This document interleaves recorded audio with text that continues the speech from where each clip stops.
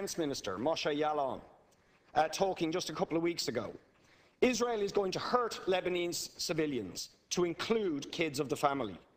We went through a very long discussion. We did it then. We did it in the Gaza Strip. We are going to do it in any round of hostilities in the future. That's the Defense Minister. This is the Military Chief of Staff, Benny Gantz. The next round of violence will be worse and see this suffering increase. He headed up the military assaults on Gaza, the last two. This is the Minister for Education in the Netanyahu government. There will never be a peace plan with the Palestinians.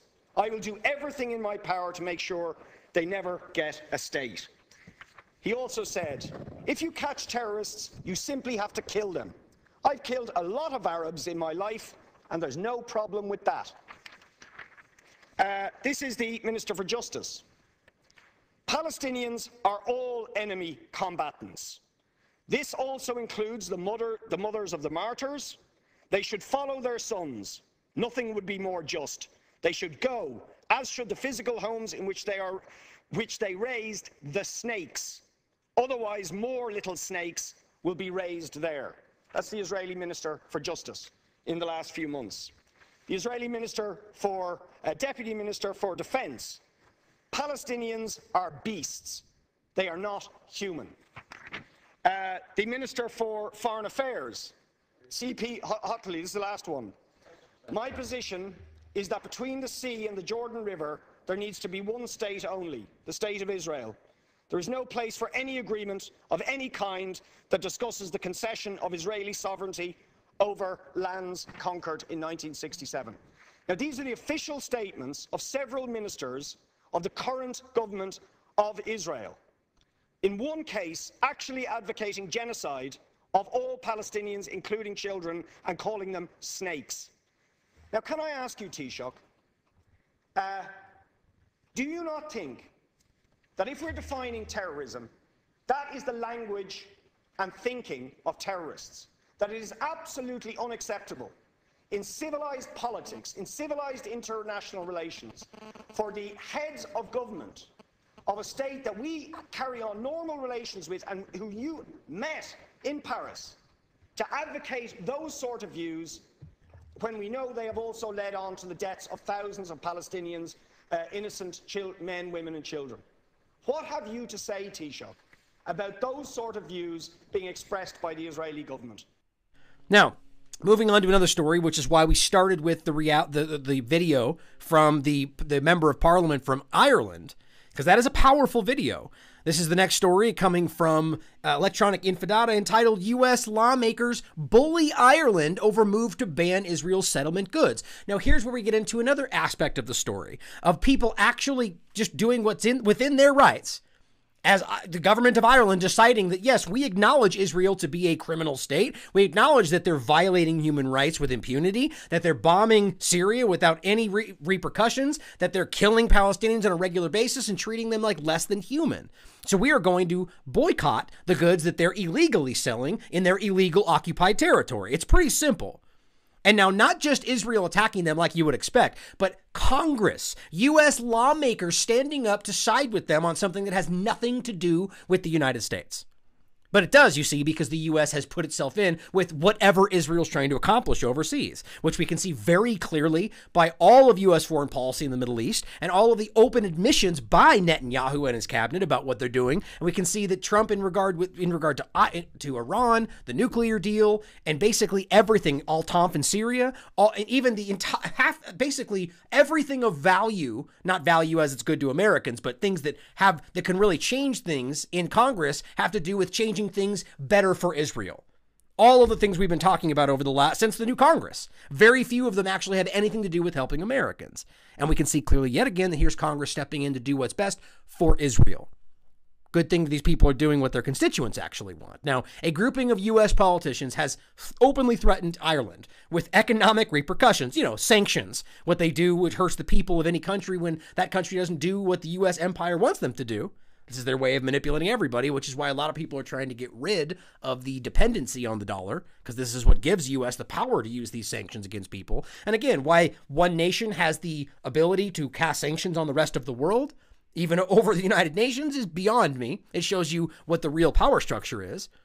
But they've threatened Ireland with economic sanctions if it bans goods from Israel settlements in the occupied West Bank. Again, ask yourself why that has anything to do with U.S. Congress or U.S. politicians, what Ireland chooses to do with its own country. Now, both houses in the Irish Parliament have approved the Occupied Territories Bill to outlaw Israel's settlement exports during the past few months. Now, the bill would outlaw exports from Israel's settlements in the West Bank, all of which are illegal under international law. Thank you for the super chat. All of which are, again, illegal under international law. Again, I mean, it's a silly question to continue to ask. Why is it that the U.S. and Israel just don't have to deal with international law? They just do what they want. They just sidestep it and do what they want, and everybody else gets held to it. I mean, really ask that question. It's a very clear violation of international law to do what they're doing. Now, again, it would outlaw these exports, and 10 U.S. lawmakers have reacted to the moves by warning that a ban could have, quote, potentially severe implications for their country. That's a veiled threat, saying that we're here to protect Israel because that's our job as U.S. politicians. And if you do anything that threatens their hold over their importation into your country, which is crazy, that will have potentially severe implications for all of you. Now, in a letter to Irish political leaders, those 10 members of Congress suggested that some corporations investing in Ireland would be violating U.S. export regulations if the Dublin authorities enforced a ban on Israel's settlement goods. Again, just simply saying that we are going to affect your economy if you don't do what we want. Now, that appears to be a reference to the rules introduced by the U.S. during the 1970s in response to the Arab League boycott of Israel. Again, rules they implemented in a previous incident when other groups decided to try to boycott Israel for their crimes. The timing of this is humorous. Now, under these rules, U.S. companies may not take part in boycott activities unless they've been approved by the federal government. Again, kind of staggering to realize. Thank you again for the super chat. To realize that they are using our political system as a way to benefit and control things in a flow that's positive for Israel. It's very, very clear. Now, claiming that the, quote, stakes for Ireland are high, the lawmakers note the importance of U.S. investment for the country. They cite data suggesting that U.S. accounted for 67% of all foreign direct investments in Ireland during 2017. Now, hear what they're saying there. They jump away from saying that this is bad for Israel and it might affect your economy to saying that if you do this in a separate concept, because the U.S. is accounting for 67% of your investment, that will simply hurt that, right? Not because there's another scenario here, but the U.S. is willing to manipulate its economic relationship with Ireland just because they're fighting against Israel. Pretty cut and dry. Now, Gary Liston, a lawyer for Sadaka, a Dublin-based group campaigning for Palestinian rights, described the letter from the U.S. lawmakers as, quote, a brazen effort by a major power to interfere with the democratic process of Ireland. How funny is that? Something which should be of great concern to every Irish politician. How humorous. Again, another example to the bevy of examples of how people are wringing their hands and clutching their pearls over Russian meddling, and then they go and directly meddle with somebody else's democracy. It's just, it's ridiculous. They have no sense of themselves, it would seem. Or rather, I think they do. They just don't think anybody else will see it, or at least those that are propagandized. He goes on to say, quote, there is no reason why our politicians in Ireland should be any less outraged by this interference in our democratic process than U.S. politicians would be if the situation were reversed. Perfect thing to say. If this were completely reversed, the U.S. would never stand for this. Now, he urged the people involved to take a stand against this interference in their democratic process for the sake of Irish democracy, if nothing else. But again, the bottom line is you can see that the U.S. is willing to put itself in a position where it would actually hurt the U.S., hurt Americans, hurt the U.S. economy to some degree, just because they're trying to stop them from hurting Israel. Again, how many times do we need to see that U.S. interests always take the back seat to Israeli interest in regard to our own political system? I mean, this stuff is right in front of your face. Now, to another story, which again shows you that the very people that they're protecting, that our own congressional bodies are protecting, are really bad people. Or at least it appears that way with the thing. Well, clearly, the crimes they're committing around the world are very easy to see. As the United Nations literally just said they're intentionally doing this. Netanyahu is behind all of it as the leader of their country. But this is where it gets into the particulars. As a person, Netanyahu is now also being indicted, and this is the group that the U.S. is supporting blindly. From Middle East Eye, Israeli Attorney General decides to indict Netanyahu over corruption. So it's not as if there's no evidence to suggest that, like, people go, why is the U.S. blindly supporting this group and fighting against people that are far, far, better people in the world?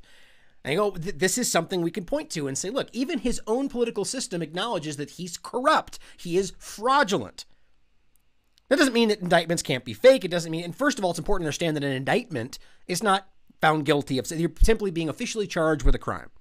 He could be innocent for all we know. I don't think that's the case in my opinion, but he could be. And an indictment there's a lot of things that follow after that. So this is simply the first step in actually trying to charge him, or rather trying to get him convicted of the crimes they believe he's guilty of. But the bottom line is this guy is fraud with all kinds of controversy, all kinds of broken laws, all kinds of war crimes, and yet they still completely support him without fail.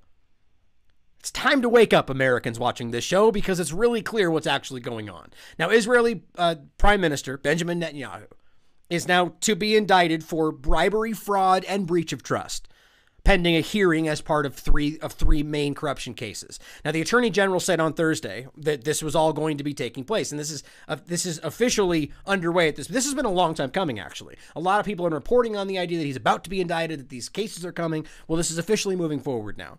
And of course, they point out this could severely ruin his chances of re-election, which may be the entire point. Maybe this is an entire political effort to get him out of the way for other people, as we've seen things shifting, which truthfully, I don't think anything will really change in the direction of Israel that much based on who gets elected. There's much more going on behind the scenes, but we can hope. With Netanyahu out of the way, maybe things will get better.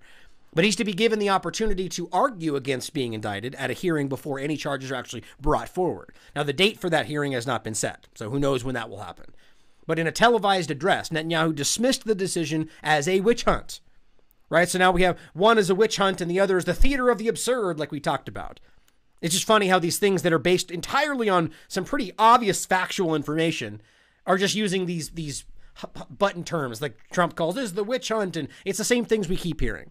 Even though I do agree that one is a witch hunt in regard to the Russiagate scenario, but it's these terms are used for a reason, right? To cast doubt on something, to basically say, don't even bother looking at the information because it's that crazy. And a lot of people actually listen to them.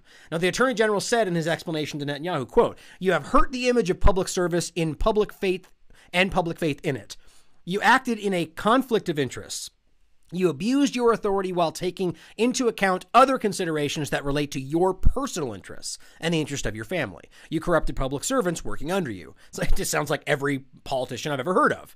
So it's interesting that this may be actual political ploy. I haven't seen a politician that isn't corrupt. That's my opinion, in particular in the United States. What he just read there describes basically every person in our Congress that I could point to. Now, soon after the Attorney General's decision was announced, Netanyahu's political opponents began to call for his resignation, of course. Avi Gabe, leader of the oppositional Labor Party, called on Netanyahu to step down. I doubt that will happen. Says, quote, "Netanyahu, resign, put an end to national shame, and do not conduct the battle from the prime minister's home. Netanyahu embarrasses the state of Israel, destroys everything to save himself," which is pretty powerful. Now, he has been accused of offering regulatory benefits to Bezek telecoms firms in return for its media arm providing positive coverage. Again, something you could see any politician doing. He's suspected of attempting to alter media coverage, attempting to broker a secret deal with the publisher of a best-selling newspaper.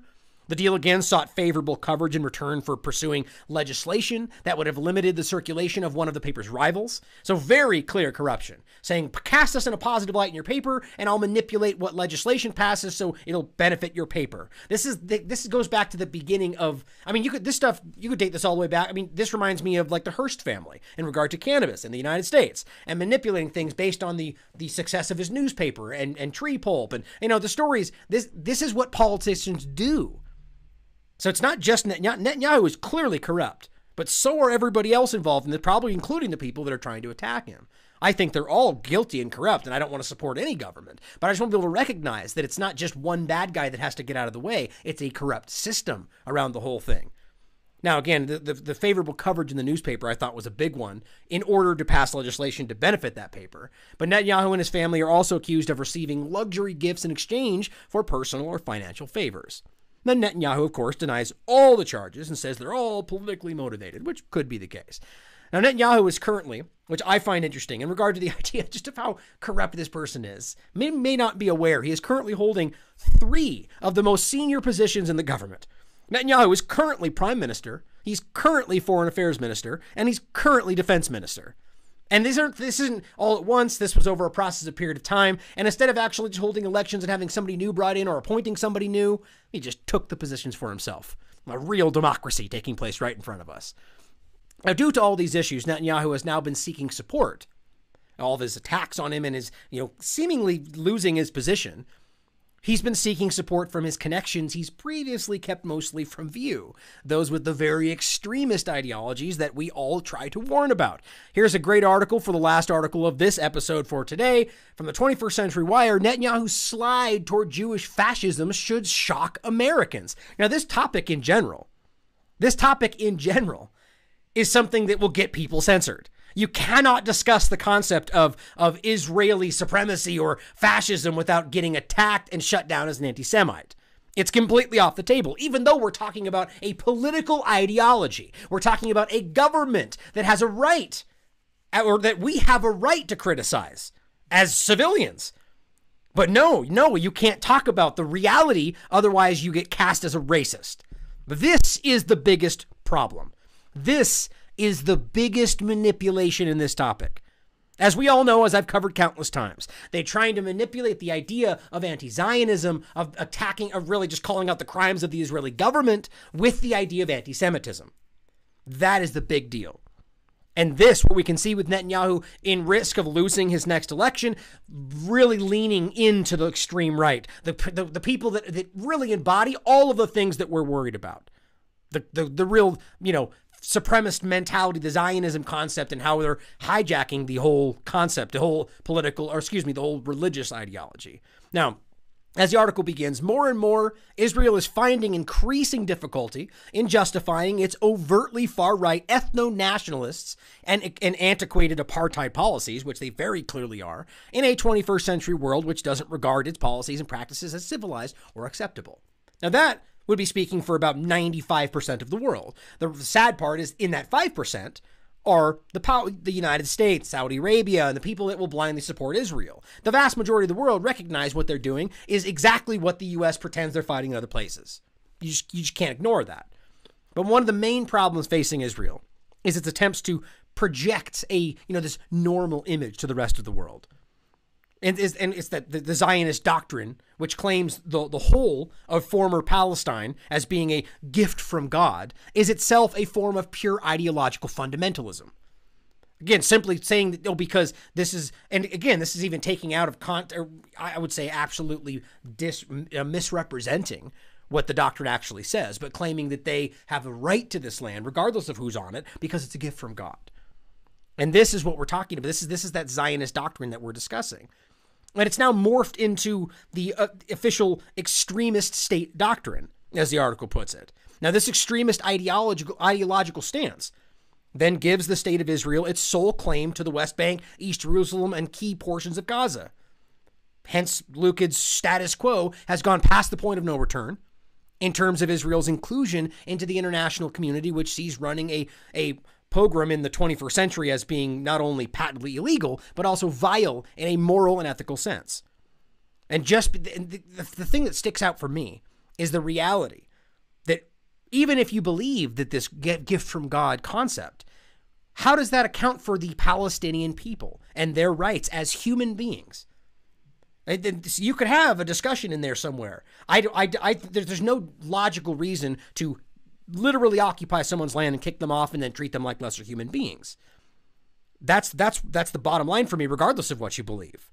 Now, rather than evolving towards a more moderate position, Israeli hawks are pushing the state institutions even further to the right, as the article puts it, in a bona fide fascist camp. And this is where Netanyahu is now leaning because of his issues from the rest of Israel. Now, this week, Benjamin Netanyahu faced media criticism for hosting the right-wing prime ministers of Czech Republic, Slovakia, and Hungary, who have been accused of being anti-immigrant and anti-Semitic.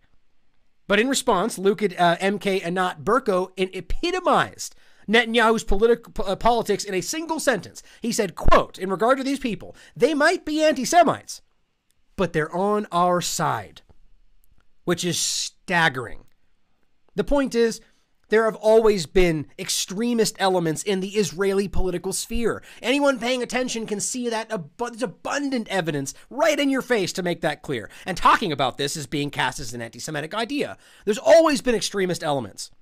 Yet in the past, they've just more been outcast or put to the side. The idea of anti-Semitism is being used as a political tool.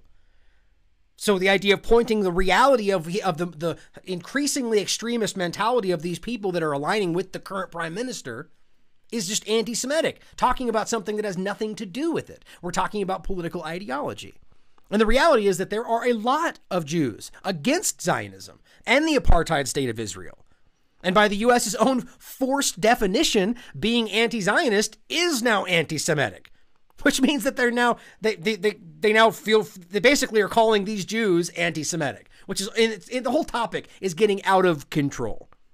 But the reality today is that all of this stuff you can see, there are mountains of evidence dating well beyond today to show you the very clear the driving force behind what they're actually doing in Palestine, what they're doing in the Middle East, and it has nothing to do with helping people, being a democracy, or spreading human rights. The reality is they are literally ethnically cleansing an entire race, and the U.S. is blindly supporting it.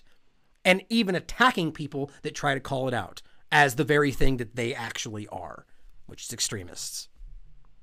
So I'm going to finish today with a great video on that exact topic to just show you exactly what I'm talking about. Now, again, for those that want to tune in later today, I am doing a second show today just because I want to cover all the other topics. I wanted to make this show specifically about Israel because there's a lot going on here about the idea of anti-Zionism, about Zionism in general, and all the manipulation therein. So please, if this interests you, please go out and do more research into these topics and find out that this has nothing to do with hate or race or creed. It has everything to do with morals, human rights, and fighting against those that try to use being a victim as a cover for their own crimes. Basics of Jewish belief.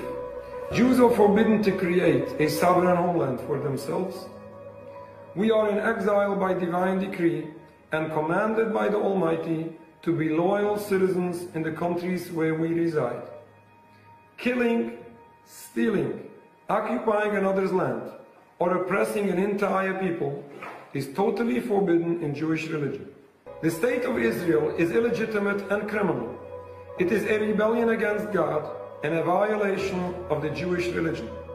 It is a Nakba, a catastrophe for the Palestinian people, and a disaster for the Jewish people.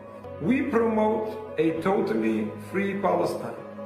We demand that all rights should be returned to the Palestinian people.